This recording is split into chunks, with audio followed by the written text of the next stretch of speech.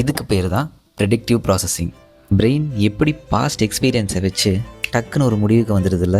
நம்ம பிரெயினோட நேச்சர் எப்படின்னா, எப்பயும் அது உண்மையை அலசிலாம் ஆராய்ஞ்சிட்ருக்காது. நமக்கு முன்னாடி நடந்த ஒரு எக்ஸ்பீரியன்ஸை வச்சு இருக்கிற கேப்பெல்லாம் ஃபில் பண்ணி அது ஒரு முடிவுக்கு வந்துடும். இதுதான் நம்ம லைஃப்லேயும் நடக்குது.